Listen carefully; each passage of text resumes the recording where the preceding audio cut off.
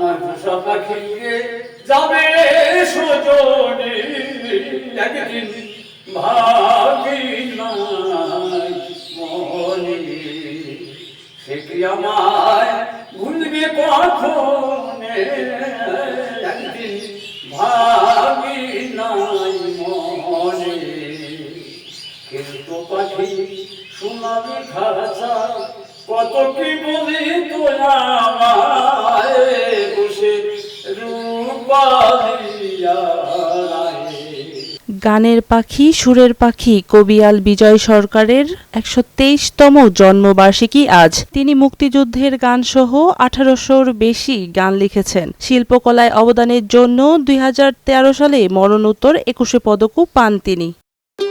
ভবিষ্যৎ হোক নিরাপদ, বিনিয়োগ হোক বিশ্বস্ত, আর আমার পছন্দ সল্ট বে। ওয়েলকাম টু সল্ট বে। বিজয় সরকার নড়াইল সদর উপজেলার ডুমদি গ্রামে ১৯০৩ সালের ২০ ফেব্রুয়ারি জন্মগ্রহণ করেন। শিল্পীর মৃত্যুর ৪০ বছরেও গড়ে ওঠেনি স্মৃতি সংগ্রহশালা। অযত্নে অবহেলায় পড়ে আছে তার বসতভিটা।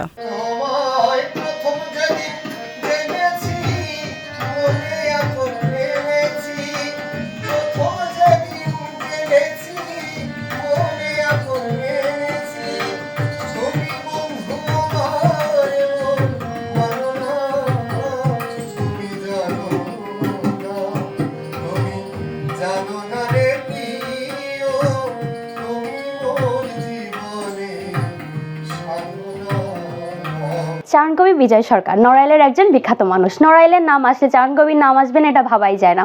আমরা যারা নড়াইলের শিক্ষার্থীরা আছি, যখন আমরা শিল্পকলায় কোনো আর্ট বা গান শিখতে যাই, তখন আমরা চারণকবিকে ছাড়া কোনো কিছু শুরুই করতে পারি না। তো আমরা যারা শিক্ষার্থীরা আছি, তারা যখন চারণকবির বিষয়টা জানতে পারি বা বিজয় সরকারের সম্পর্কে কোনো গান বা চিত্রশিল্পী আমরা চিত্র আঁকি, তখন আমাদের মনের মধ্যে আরও প্রশ্ন জাগে যে মানুষটা কে, যাকে নিয়ে আমাদের এত কিছু।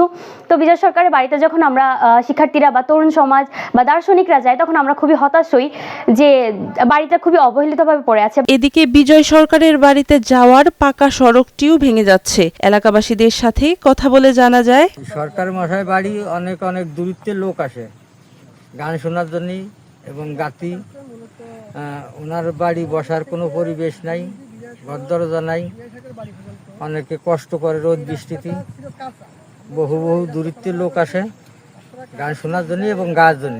এই বিজয় সরকারের সড়ক অনেক খারাপ, তাই এই রাস্তাটা অতি দ্রুত মেরামত করার জন্যে আমি সরকারের কাছে আবেদন করলাম, অতি দ্রুত রাস্তাটা মেরামত করা হোক। দীর্ঘ যাবত দেখা যাচ্ছে খুব ভাঙ্গা রাস্তা, এখানে রাস্তায় জনগণ চলাচল করতে অনেক অসুবিধা হচ্ছে এবং রাস্তা ঠিক মতো চলতে পারে না, গাড়ি ঘোড়া যানবাহন করে চলতে পারে না এবং দীর্ঘ যাবত যখন বর্ষাকালে তখন এই রাস্তায় পানি ওঠে, অনেকে চলতে কষ্ট হয়, অসুবিধা হয়। বিজয় সরকারের গান আজও তুমুল জনপ্রিয়, তবে সরকারিভাবে সেই সব গান সংরক্ষণের তেমন কোনো উদ্যোগ দেখা যায়নি। বিজয় ভক্তদের দাবি, গণমাধ্যম সহ বিভিন্নভাবে তার গানের মর্মকথা তুলে ধরা হোক। লোকসঙ্গীতের স্রষ্টা বলি বা মহাজন বলি বাংলাদেশের অন্যতম একজন খ্যাতিমান পুরুষ। আমরা সকলে জানি যে যাকে ২০১৩ সালে গণপ্রজাতন্ত্রী সরকার ২১ পদকে ভূষিত করেছিলেন। কিন্তু একটা বিষয় মনে হয় যে বিজয় সরকারের গান প্রচার প্রসারের ক্ষেত্রে কতটা যে আমরা ভূমিকা রাখছি বা বাংলাদেশ কতটা ভূমিকা রাখছে ঠিক আমি জানি না। তবে এটাকে আরও প্রসারের ক্ষেত্রে ব্যাপক ভূমিকা রাখা উচিত। পাশাপাশি সুরের কথা যদি বলি, যে বিজয় সরকারের স্বকণ্ঠে গাওয়া অনেক গান আছে। আমার জানা মতে প্রায় 50টির অধিক গান জানা মতে যে বিজয় সরকারের স্বকণ্ঠের গান রয়েছে। তো আমরা সকলের কাছে দাবি থাকবে যে বিজয় সরকারের গান সুর ও বাণীটাকে যেন আমরা বিকৃত না করি, সঠিক সুরে এবং সঠিক বাণীতে এটাকে প্রচার করার জন্য বা প্রচার করি আমরা। 16 বছর আগে ছোট্ট পরিসরে বিজয় সরকারের বসতভিটায় বিজয় মঞ্চ নির্মিত হলেও তার স্মৃতি সংরক্ষণে তেমন কোনো ব্যবস্থা নেই। ডুমদি গ্রামে বাংলাদেশ সরকার কর্তৃক একটি প্রকল্প প্রস্তাবিত আছে, অনুমোদনের অপেক্ষায়। এটা শিল্পকলা একাডেমির মাধ্যমে, বাংলাদেশ শিল্পকলা একাডেমির মাধ্যমে সংস্কৃতি মন্ত্রণালয় এটা বাস্তবায়ন করবে। একটি কমপ্লেক্স 60 শতক জমি, সেখানে ব্যবস্থার প্রয়োজন। কিছু জমি বিজয় সরকারের নামে আছে, যেটা আমাদের এখন ফাউন্ডেশনের নামে। বাকি জমি অ্যাকোয়ার করা প্রয়োজন।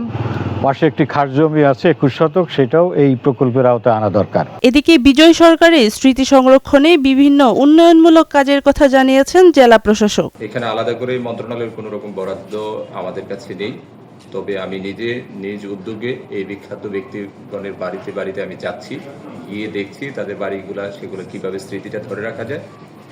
আমরা কিছুদিন আগে বিজয় সরকারের বাড়িতে গিয়েছিলাম, আমরা দেখেছি ওইখানে একটু জায়গা আছে, তাদের পুরাতন একটা ঘর আছে, আমরা সেটাকে সংস্কারের উদ্যোগ নিচ্ছি। আমরা কিছুদিনের মধ্যে সেই বাড়ির চতুর্দিকে যে বাউন্ডারি, সেই বাউন্ডারিটা করার একটা পরিকল্পনা আছে আমাদের। দেশের মাটিতে বিজয় সরকারের যেমন কোটি কোটি ভক্ত রয়েছে, তেমনি রয়েছে ভারত সহ বিভিন্ন দেশেও। তিনি তার ভক্তদের কাছে পাগল বিজয় নামে অধিক পরিচিত।